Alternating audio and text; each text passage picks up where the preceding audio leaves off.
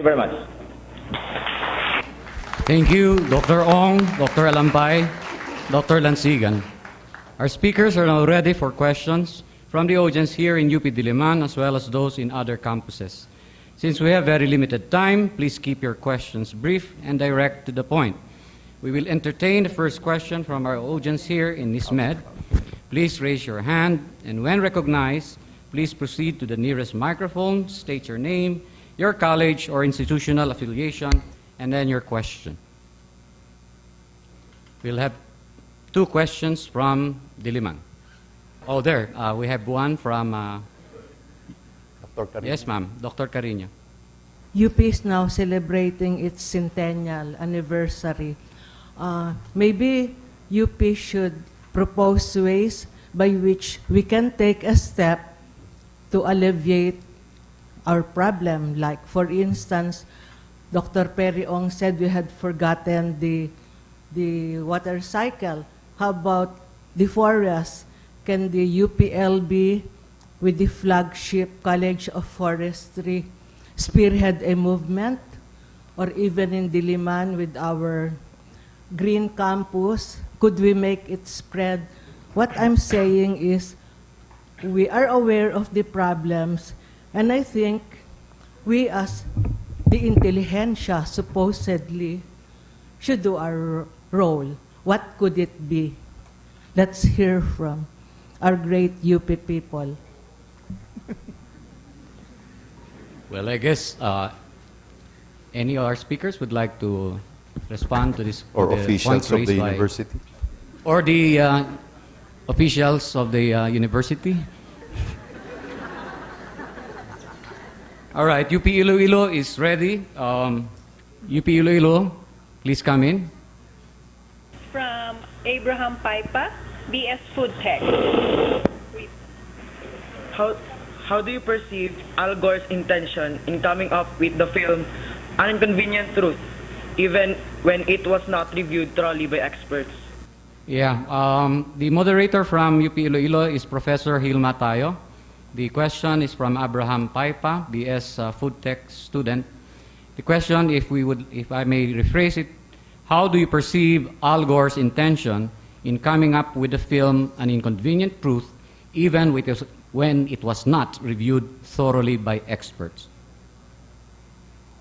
I think it was a film to promote himself.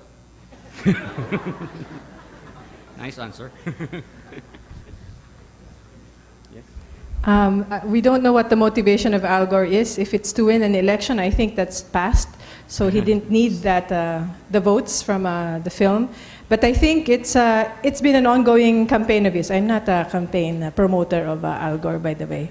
Neither am I paid for by oil companies. But I think that the intentions are good. I think despite all of the errors that Dr. Ong has presented, which may be open to question also, I think the general trend of warming is real. I think, I hope I did not make that impression. Global warming is happening. It's what's causing it. Because if we disproportionately blame ourselves for that, then our response would be different if we look at it objectively, and because we try to get credit from something we might not be doing. So my point is that to look at the problem holistically, it's not the only problem that we are facing. Yet all attention are given to this issue to the detriment of the other issues. When in fact, if you address the other issues, the consequence of addressing the other 11 issues might be beneficial to address global warming instead of the other way around. We have a question from UP Tacloban. The moderator is Professor Lady Lynn Mangada. UP Tacloban. Good afternoon, sir. We have a question from a BS Biology student. He is Mr. Ray Kalibungan. Sir, are El Nino and La Niñas related to global warming, and the frequency of occurrence of El Nino and La Niña an indicator of global warming? El Nino and La Nina operate on different timescales. These are quasi-periodic events occurring roughly every 4 or so years. Quasi meaning we don't really know whether it's exactly 4 years. When we talk about global warming or climate change, we're talking about average temperatures over 30 years or 40 years or so. So it's a different timescale altogether. So there might be later on a correlation, but right now we are operating on different timescales, so the answer is there is no correlation at this point. And El Nino and La Nina have been happening long before these observations of anthropogenic global warming.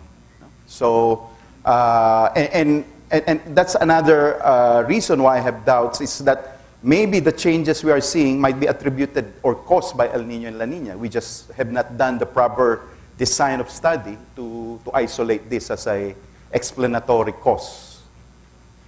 Right. We have a question from UP Mindanao. The moderator is Professor Luz Gomez. UP Mindanao, please come in.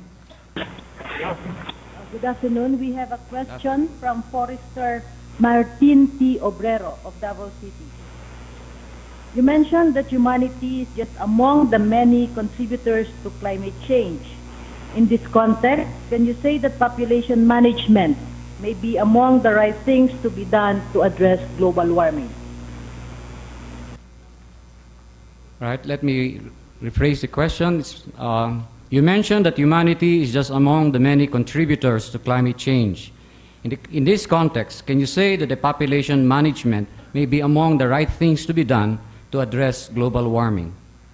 Of course, the more mouths there is, the more food, the more houses, the more clothes, the more electricity, and the impact is just cascading. So unless, although people are saying we can feed 15 billion people in this planet, but would you want to stretch that limit, reach that limit, and the consequence would be just dire. So it has to be addressed. Would Dr. Lansigan prefer to answer some of the questions? UP Los Baños, please come in. Dr. Lansigan. Yeah, this is Dr. Lansigan. I can answer some questions. We have a question from Cebu. The moderator is Dr. Silogaya. UP Cebu, please come in. UP Cebu, Yes, please come in. Good afternoon. Fortunately, we don't have much audience today because of bad weather condition here in Cebu. So, anyway, we have a question here. This is a little bit theoretical. It says that the building up of anthropogenic gases and aerosols in the troposphere tends to decrease the amount of incoming solar radiation that reaches the Earth's atmosphere due to light scattering and reflection.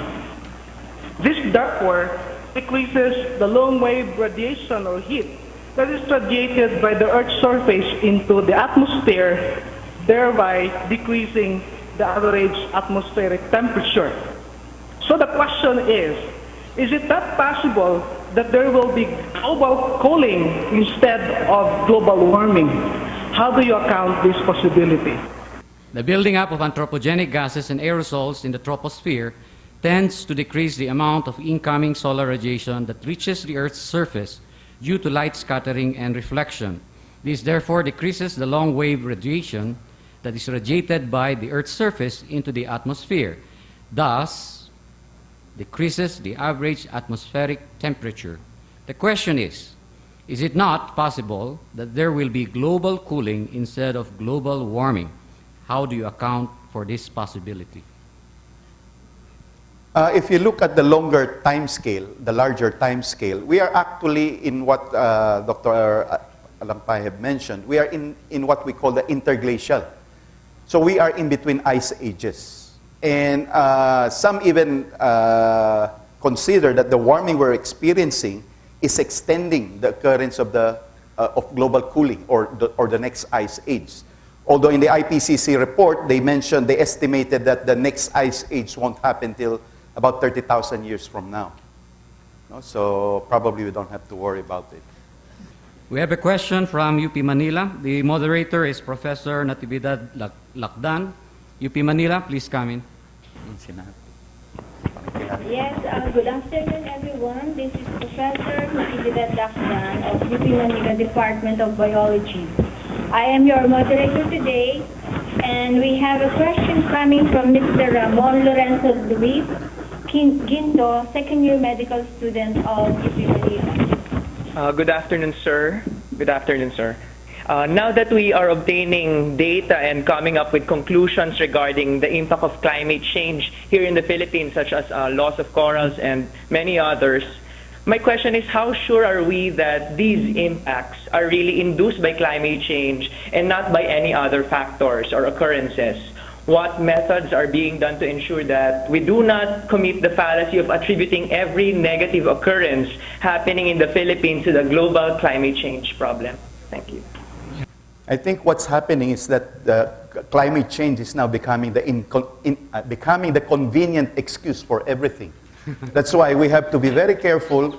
For the problem of coral bleaching has been happening long before climate change became the fad. And again, there are other causes for the destruction of coral reefs: illegal fishing, dynamite fishing, and so on and so forth. So by blaming climate change on all of this, then you tend to, the responsibility of people creating these problems are somewhat diminished. So they're getting away with it by pointing to climate change as being responsible for all this destruction. So we should really be on the lookout that this does not happen, so that the people responsible do not get away with it. Thank you. We have a question from OpenU. The moderator for OpenU is Professor Cesar Luna. UP OpenU, please come in. Good afternoon. I'm going to read a question from the audience. What practical advice can you give to address anthropogenic global warming? Will planting trees help? Moderator, you can answer that. You want me to answer Yes. that? As a reactant? Yes. After listening to you, I was really moderated. So, given a very unpopular position taken. Anyway, you're not probably as popular as Gore, but there's already this gaining momentum, so to speak, with regards to the way you view these things. So planting of trees, wonderful. It might not necessarily be global warming, but planting of trees would really have a lot of services.